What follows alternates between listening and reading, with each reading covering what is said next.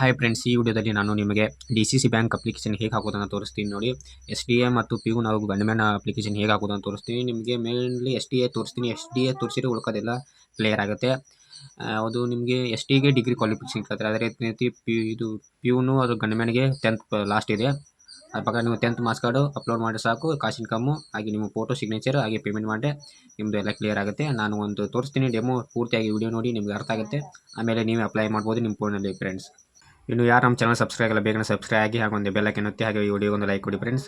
ಬನ್ನಿ ತೋರಿಸ್ತೀನಿ ಹೇಗೆ ಅಪ್ಲೈ ಮಾಡೋದು ಅಂತ ನೋಡಿ ಫ್ರೆಂಡ್ಸ್. ಮೊದಲಿಗೆ ನಿಮ್ಮ ಕ್ರೋಮ್ ಬ್ರೌಸರ್ ಓಪನ್ ಮಾಡಿ, ಅದರಲ್ಲಿ ಸರ್ಚ್ ಬಾರ್ನಲ್ಲಿ ಡಿ.ಸಿ.ಸಿ ಬ್ಯಾಂಕ್ ಬೆಳಗಾವಿ ಅಂತ ಸರ್ಚ್ ಮಾಡಿ.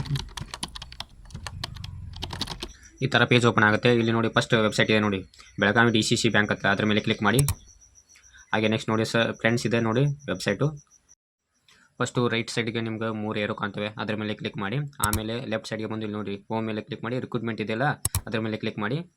ಈ ಥರ ಪೇಜ್ ಓಪನ್ ಆಗುತ್ತೆ ನಿಮಗೆ ನೋಡಿ. ಈ ಥರ ಇದೆ ವೆಬ್ಸೈಟ್ ಪೂರ್ತಿ ನೋಡಿ ಫ್ರೆಂಡ್ಸ್. ಇಲ್ಲಿ ನ್ಯೂ ರಿಜಿಸ್ಟ್ರೇಷನ್ ಇಲ್ಲ, ಅದ್ರ ಮೇಲೆ ಕ್ಲಿಕ್ ಮಾಡಿ. ಹಾಗೆ ಕೆಳಗೆ ಸ್ಲೈಡ್ ಮಾಡಿ. ಇಲ್ಲಿ ನೋಡಿ ಬಂದಿದೆ ಫ್ರೆಂಡ್ಸ್. ನೋಡಿ ನಿಮ್ಮ ಫುಲ್ ನೇಮ್ ಹಾಕಬೇಕಾಗುತ್ತೆ. 10th ಮಾರ್ಕ್ಸ್ ಕಾರ್ಡಲ್ಲಿ ಯಾವ ಥರ ಇದೆ ಆ ಥರ ನಿಮ್ಮ ಹೆಸರು ಹಾಕಿ. ಅದೇ ರೀತಿ ನಿಮ್ಮ ತಂದೆ ಹೆಸರು ಹಾಕಿ. ನೆಕ್ಸ್ಟ್ ಬಂದುಬಿಟ್ಟು ನಿಮ್ಮ ತಾಯಿ ಹೆಸರನ್ನು ಕೂಡ ಮೆನ್ಷನ್ ಮಾಡಿ. ಆಮೇಲೆ ನಿಮ್ಮ ಸ್ಪಾನ್ಸರ್ ನೇಮ್ ಯಾರು, ನಿಮ್ಮದು ಮದುವೆ ಆಗಿದ್ದರೆ ನಿಮ್ಮ ವೈಫ್ ನೇಮನ್ನು ಹಾಕಿ ಇಲ್ಲಿ. ಹಾಗೆ ನಿಮ್ಮ ಹುಟ್ಟಿದ ದಿನಾಂಕವನ್ನು ಕೂಡ ಸೆಲೆಕ್ಟ್ ಮಾಡಿ. ಇಲ್ಲಿ DDMM YY ಇರಲಿಲ್ಲ, ಇದರಲ್ಲಿ ಸೆಲೆಕ್ಟ್ ಮಾಡಿ. ಆಮೇಲೆ ನಿಮ್ಮ ಜೆಂಡರ್ ಯಾವುದು ಅದನ್ನು ಸೆಲೆಕ್ಟ್ ಮಾಡಿ. ಆಮೇಲೆ ನಿಮ್ಮ ಆಧಾರ್ ಕಾರ್ಡ್ ನಂಬರ್ ಕೂಡ ಹಾಕಿ. ನೆಕ್ಸ್ಟ್ ಬಂದು ನಿಮ್ಮ ಮೊಬೈಲ್ ನಂಬರ್ ಕೂಡ ಹಾಕಿ. ಆಮೇಲೆ ನಿಮ್ಮ ಇಮೇಲ್ ಕೂಡ ಹಾಕಿ. ನೆಕ್ಸ್ಟ್ ಬಂದು ನೋಡಿ ಕ್ಯಾಪ್ಚಾ ಕೊಡಿದ್ಲಲ್ಲ, ಇದನ್ನ ಎಂಟರ್ ಮಾಡಿ. ಲಾಸ್ಟಿಗೆ ಬಂದು ಐ ಅಗ್ರಿ ಇರಲಿ, ಅದರ ಮೇಲೆ ಕ್ಲಿಕ್ ಮಾಡಿ. ಸಬ್ಮಿಟ್ ಮೇಲೆ ಕ್ಲಿಕ್ ಮಾಡಿ. ಈ ಥರ ನಿಮ್ಮ ಡೀಟೇಲ್ಸ್ ಎಲ್ಲ ಓಪನ್ ಆಗುತ್ತೆ ನೋಡಿ. ಎಲ್ಲ ನಿಮ್ಮ ಡೀಟೇಲ್ಸ್ ಸರಿಯಾಗಿದೆ ಅಂತ ಚೆಕ್ ಮಾಡ್ಕೊಂಡು ಕನ್ಫರ್ಮ್ ಮೇಲೆ ಕ್ಲಿಕ್ ಮಾಡಿ.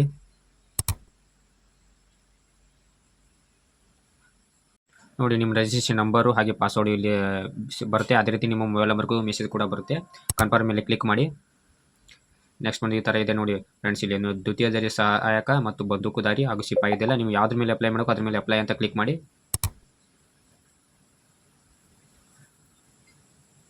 ಇಲ್ಲಿ ನೋಡಿ ಫ್ರೆಂಡ್ಸ್ ಬಂದಿದೆ ನೋಡಿ, ಅಪ್ಲಿಕೇಶನು, ಕ್ವಾಲಿಫಿಕೇಷನು ಹಾಗೆ ರಿಸರ್ವೇಷನು, ಡಾಕ್ಯುಮೆಂಟು, ಡಿಕ್ಲರೇಷನು, ಈ ಎಲ್ಲ ಪ್ರೊಸೆಸ್ನ ಕಂಪ್ಲೀಟ್ ಮಾಡಿದ ಮೇಲೆ ನಿಮ್ಮ ಅಪ್ಲಿಕೇಶನ್ ಸಬ್ಮಿಟ್ ಆಗುತ್ತೆ. ಆಮೇಲೆ ಲಾಸ್ಟಿಗೆ ನೀವು ಪೇಮೆಂಟ್ ಮಾಡಬೇಕು. ಮೊದಲೇದಾಗಿ ನೋಡಿ ಫ್ರೆಂಡ್ಸ್, ಇಲ್ಲೆಲ್ಲ ನೋಡಿ ನಿಮ್ಮ ಹೆಸರು ಡೀಟೇಲ್ಸ್ ಎಲ್ಲ ಬಂದಿರುತ್ತೆ. ನೆಕ್ಸ್ಟ್ ಕಾಲಮಲ್ಲಿ ನೀವು ಕಾಂಟ್ಯಾಕ್ಟ್ ಡೀಟೇಲ್ಸ್ ತುಂಬಬೇಕಾಗುತ್ತೆ. ನಿಮ್ಮದು ಎಲ್ಲ ನಿಮ್ಮ ಮನೆ ಅಡ್ರೆಸ್ಸು ಹಾಗೆ ಬೀದಿ ಗ್ರಾಮ ಯಾವುದು, ತಾಲೂಕು, ರಾಜ್ಯ ಹಾಗೆ ಜಿಲ್ಲೆ ಹಾಗೆ ಪಿನ್ ಕೋಡ್ ತುಂಬಬೇಕಾಗುತ್ತೆ. ಅದೇ ರೀತಿ ನಿಮ್ಮ ಪರ್ಮನೆಂಟ್ ಅಡ್ರೆಸ್ಸು ಹಾಗೂ ನೀವಿರೋ ಅಡ್ರೆಸ್ಸು ಎರಡು ಸೇಮ್ ಇದ್ದರೆ ಎಸ್ ಅಂತ ಕ್ಲಿಕ್ ಮಾಡಿ. ಇಲ್ಲ ಬೇರೆ ಅಡ್ರೆಸ್ ನೋ ಅಂತ ಕ್ಲಿಕ್ ಮಾಡಿ ಮತ್ತೆ ಅದನ್ನ ಎಂಟರ್ ಮಾಡಿ.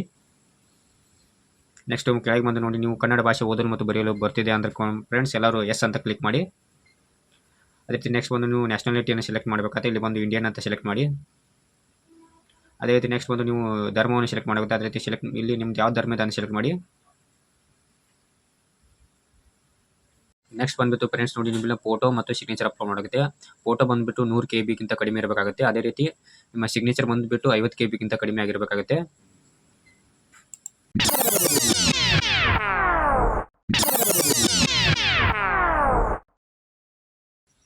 ನಿಮ್ಮ ಫೋಟೋ ಸಿಗ್ನೇಚರ್ ಸೆಲೆಕ್ಟ್ ಮಾಡಿ. ಆಮೇಲೆ ಸಬ್ಮಿಟ್ ಮೇಲೆ ಕ್ಲಿಕ್ ಮಾಡಿ. ನೋಡಿ ಫ್ರೆಂಡ್ಸ್ ಈ ಥರ ಓಪನ್ ಆಗುತ್ತೆ. ನೆಕ್ಸ್ಟ್ ನಿಮಗೆ ಇಲ್ಲಿ ಹಾಗೆ ಕೆಳಗೆ ಬನ್ನಿ ನೋಡಿ. ಒಂದೇದು ಅಪ್ಲಿಕೇಶನು ನಮಗೆ ಗ್ರೀನ್ ಬಂದಿದೆ. ಇನ್ನು ಕ್ವಾಲಿಫಿಕೇಷನ್ ತುಂಬಬೇಕಾಗುತ್ತೆ ನಾವು. ಅದೇ ರೀತಿ ಪಿಯುನು ಹಾಗೂ ಇದು ಏನಾಗ್ತಿರ ಗನ್ಮ್ಯಾನು ಅವರಿಗೆ ಇಲ್ಲಿ SSLC ಅಂತ ಇರುತ್ತೆ. ಅದ್ರ ಮೇಲೆ SSLC ಅಂತ ಕ್ಲಿಕ್ ಮಾಡಿ ನೀವು ಕೊಡ್ಬೋದು. ಅದೇ ರೀತಿ ಇದು ನಾ ಡಿಗ್ರಿ ಮೇಲೆ ಆಗ್ತಿರೋದ್ರಿಂದ ಡಿಗ್ರಿ ಸೆಲೆಕ್ಟ್ ಮಾಡ್ತಾಯಿದ್ದೀನಿ.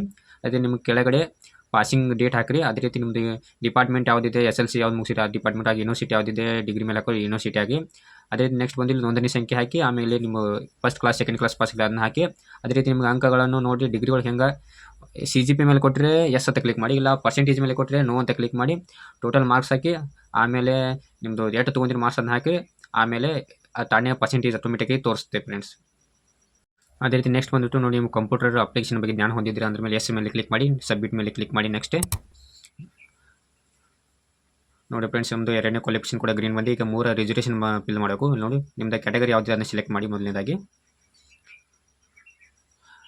ಆಮೇಲೆ ಬಂದು ನಿಮ್ಮದು ಸರ್ಟಿಫಿಕೇಟ್ ಯಾವಾಗ ಇಶ್ಯೂ ಮಾಡಿರೋ ಆ ಡೇಟ್ ಹಾಕಬೇಕು. ಜೊತೆಗೆ ನಿಮ್ಮ ಉಪಕಾಸ್ಟ್ ಯಾವುದಿರುತ್ತೆ ಅದನ್ನು ಎಂಟರ್ ಮಾಡಿ. ಅದ್ರ ನಂತರ ನಿಮ್ಮ RD ನಂಬರ್ ಎಂಟರ್ ಮಾಡಿ. ಸಬ್ಮಿಟ್ ಮೇಲೆ ಕ್ಲಿಕ್ ಮಾಡಿ.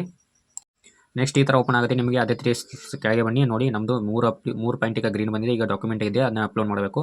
ಡಾಕ್ಯುಮೆಂಟ್ನ ಎಲ್ಲ ಸರಿಯಾಗಿ ಸ್ಕ್ಯಾನ್ ಮಾಡಿ ಇಟ್ಕೊ ಅಂತ ಹೇಳ್ತೀನಿ. ಎಲ್ಲವನ್ನು ಕ್ಲಿಯರ್ ಆಗಿ ಸ್ಕ್ಯಾನ್ ಮಾಡಿ ಇಟ್ಕೊಳ್ಳಿ. ಅದ್ರ ಬಗ್ಗೆ ಕೆಲವೊಂದು ಇನ್ಸ್ಟ್ರಕ್ಷನ್ ಕೊಟ್ಟಿದ್ದಾರೆ, ಅದು ನೋಡ್ಕೊಂಡು ನೀವು ಸ್ಕ್ಯಾನ್ ಮಾಡಿ ಇಟ್ಕೋಬೇಕಾಗುತ್ತೆ. ಹಾಗೆ ಸ್ಲೈಡ್ ಮಾಡ್ಕೊಂಡು ಕೆಳಗೆ ಬನ್ನಿ. ನೋಡಿ ನೀವು ಮೊದಲು ಫೋಟೋ ಹಾಗೆ ಸಿಗ್ನೇಚರ್ ಅಪ್ಲೋಡ್ ಮಾಡಿಲ್ಲ, ಅದು ಇಲ್ಲಿ ತಾನಾಗೆ ತೊಗೊಂಡಿರುತ್ತೆ. ನೆಕ್ಸ್ಟ್ ಬಂದು ನೀವು SSLC ಮಾರ್ಕ್ಸ್ ಕಾರ್ಡ್ನ ಅಪ್ಲೋಡ್ ಮಾಡಬೇಕಾಗುತ್ತೆ. ಇದು 150 KB ಗಿಂತ ಕಡಿಮೆ ಇರಬೇಕಾಗುತ್ತೆ. ಅದೇ ರೀತಿ ನೀವು PUC ಮಾರ್ಕ್ಸ್ ಕಾರ್ಡ್ ಕೂಡ ಅಪ್ಲೋಡ್ ಮಾಡಬೇಕಾಗುತ್ತೆ, ಅದು ಕೂಡ 150 KB ಗಿಂತ ಕಡಿಮೆ ಇರುತ್ತೆ. ಅದೇ ರೀತಿ ಡಿಗ್ರಿ ಮಾರ್ಕ್ಸ್ ಕಾರ್ಡ್ ಕೂಡ ಅಪ್ಲೋಡ್ ಮಾಡಬೇಕಾಗುತ್ತೆ, ಅದು ಕೂಡ 1 MB ತಕ್ಕ ಲಿಮಿಟ್ ಕೊಟ್ಟಿದ್ದಾರೆ. ಅದೇ ರೀತಿ ನಿಮ್ಮ ಕಂಪ್ಯೂಟರ್ ಸರ್ಟಿಫಿಕೇಟ್ ಇದೆಯಲ್ಲ, ಅದನ್ನು ಕೂಡ 150 KB ಅಂತ ಇರುವಂತೆ ಒಂದು ಸ್ಕ್ಯಾನ್ ಮಾಡಿ ಇಟ್ಕೊಳ್ಳಿ, ಅದನ್ನು ಅಪ್ಲೋಡ್ ಮಾಡಬೇಕಾಗುತ್ತೆ. ನೆಕ್ಸ್ಟ್ ಬಂದುಬಿಟ್ಟು ನಿಮ್ಮದು ಕಾಸ್ಟ್ ಇನ್ಕಮ್ ನೋಡಿ, ಅದನ್ನು ಕೂಡ 150 KB ಅಂತ ಬರುವಂತೆ ಸ್ಕ್ಯಾನ್ ಮಾಡಿ ಇಟ್ಕೊಂಡು ಅಪ್ಲೋಡ್ ಮಾಡಿ ಸಬ್ಮಿಟ್ ಮಾಡಿ.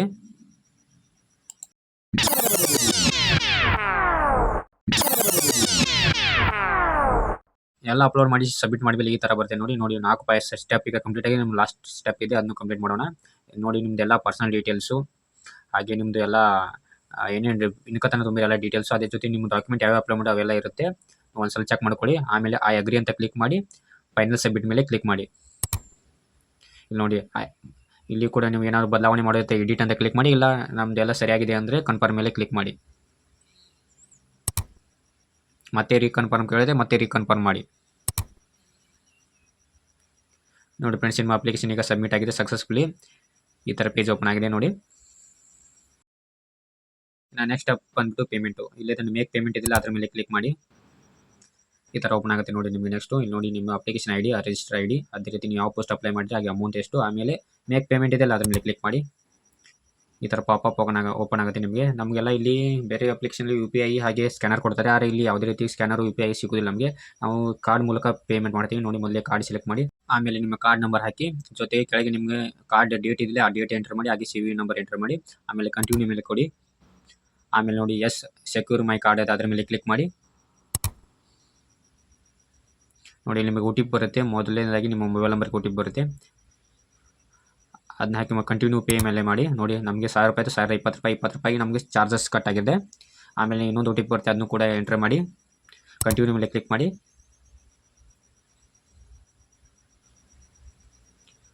ನೋಡಿ ಫ್ರೆಂಡ್ಸ್, ಪೇಮೆಂಟ್ ಕನ್ಫರ್ಮೇಷನ್ ಪೆಂಡಿಂಗ್ ಆಗ್ತಿದೆ ನೋಡಿ. ಸಕ್ಸಸ್ಫುಲಿ ನಿಮ್ಮ ಪೇಮೆಂಟ್ ಆಗಿದೆ ನೋಡಿ. ಅಲ್ಲಿ ಕೆಳಗೆ ನೋಡಿ 1020 ರೂಪಾಯಿ ಪೇಮೆಂಟ್ ಆಗಿದೆ ಅಂತ ಬಂದಿದೆ ನೋಡಿ. ವಾಪಸ್ ನಿಮ್ಮ ಬ್ಯಾಕ್ ಬರುತ್ತೆ, ನಿಮ್ಗೆ ಪಾಪಪ್ ತಾನೇ ಆಗಿ ನೋಡಿ. ಇಲ್ಲಿ your payment has B successfully completed ಅಂತ ಬರುತ್ತೆ ನೋಡಿ ಫ್ರೆಂಡ್ಸ್. ಇಲ್ಲಿ ಲಾಸ್ಟ್ನೇದಿದೆ ನಮ್ಮದು 2 ಸಲ ಪೇಲ್ ಆಗಿತ್ತು ನೋಡಿ. 3ನೇ ಸಲ ನೋಡಿ ಕಂಪ್ಲೀಟ್ ಆಗಿದೆ ನಮ್ಮದು. ಅದನ್ನ ಬೇಕಾದ್ರೆ ಪ್ರಿಂಟ್ ಬೇಕಂದ್ರೆ ನೀವು ಪ್ರಿಂಟ್ ತೊಗೋಬೋದು. ಪೇಮೆಂಟ್ ಮಾಡಿದ ರಿಸಿಪ್ಟು ಈ ಥರ ಬರುತ್ತೆ ನೋಡಿ. ರಿಸಿಪ್ಟು ಕೆಳಗಿದೆ ನೋಡಿ ನಿಮ್ಮದು ಅಪ್ಲಿಕೇಶನ್ ID, ಹಾಗೆ ನಿಮ್ಮದು ಕ್ಯಾಂಡಿಡೇಟ್ ನೇಮು, ಹಾಗೆ ಜೊತೆಗೆ ನೀವು ಎಷ್ಟು ಪೇ ಮಾಡಿರೋದು ಎಲ್ಲ ಡೀಟೇಲ್ಸ್ ಇರುತ್ತೆ. ಪ್ರಿಂಟ್ ಬೇಕಂದ್ರೆ ಪ್ರಿಂಟ್ ತೊಗೋಬೋದು. ನನಗೆ ಪ್ರಿಂಟ್ ಏನು ಬೇಡ. ಅದೇ ರೀತಿ ನಾನು ಡ್ಯಾಶ್ಬೋರ್ಡಿಗೆ ಹೋಗಿ ನಂದು ಇದು ಅಪ್ಲಿಕೇಶನ್ ಪ್ರಿಂಟರ್ ತೊಗೋಬೇಕಾದ್ರೆ ಬಂದರೆ ಡ್ಯಾಶ್ಬೋರ್ಡ್ ಮೇಲೆ ಕ್ಲಿಕ್ ಮಾಡಿ.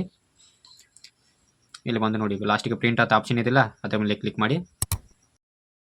ನೋಡಿ ನೆಕ್ಸ್ಟ್ ಈ ಥರ ಬರುತ್ತೆ ನಿಮಗೆ. ಅಪ್ಲಿಕೇಶನ್ ನೀವು ಹಾಕಿದ ಎಲ್ಲ ಡೀಟೇಲ್ಸ್ ತುಂಬಿರುತ್ತೆ, ಹಾಗೆ ನಿಮ್ಮ ಫೋಟೋ, ಹಾಗೆ ನೀವೆಲ್ಲ ತುಂಬಿರೋ ಡೀಟೇಲ್ಸ್ ಎಲ್ಲ ಇರುತ್ತೆ.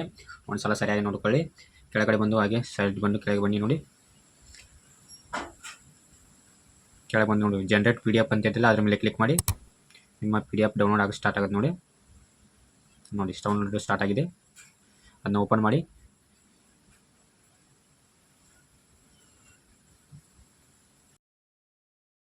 ನೋಡಿ ಫ್ರೆಂಡ್ಸ್, ಅಪ್ಲಿಕೇಶನ್ ಸಕ್ಸಸ್ಫುಲ್ ಆಗಿ ಅಪ್ಲೈ ಮಾಡಿದ್ದೀವಿ. ಇದೇ ಥರ ನೀವು ನಿಮ್ಮ ಮೊಬೈಲ್ನಲ್ಲಿ ಅಪ್ಲೈ ಮಾಡಿ, ಬೇಗನೆ ಅಪ್ಲೈ ಮಾಡಿ ಅಂತ ಹೇಳ್ತಾ ಬಾಯ್ ಫ್ರೆಂಡ್ಸ್. ಇದುವರೆಗೆ ಯಾರು ನಮ್ಮ ಚಾನಲ್ ಸಬ್ಸ್ಕ್ರೈಬ್ ಮಾಡಿ ಬೇಗನೆ ಸಬ್ಸ್ಕ್ರೈಬ್ ಮಾಡಿ, ಹಾಗೆ ನಮ್ಮ ಮಾಹಿತಿ ಇಷ್ಟ ಆಗಿದ್ರೆ ಒಂದು ಲೈಕ್ ಮಾಡಿ, ಹಾಗೆ ನಿಮ್ಮ ಫ್ರೆಂಡ್ಸ್ಗೆಲ್ಲ ಶೇರ್ ಮಾಡಿ ಫ್ರೆಂಡ್ಸ್. ಬಾಯ್, ಸಿಗೋಣ ಮತ್ತೆ ಮುಂದಿನ ವಿಡಿಯೋದಲ್ಲಿ.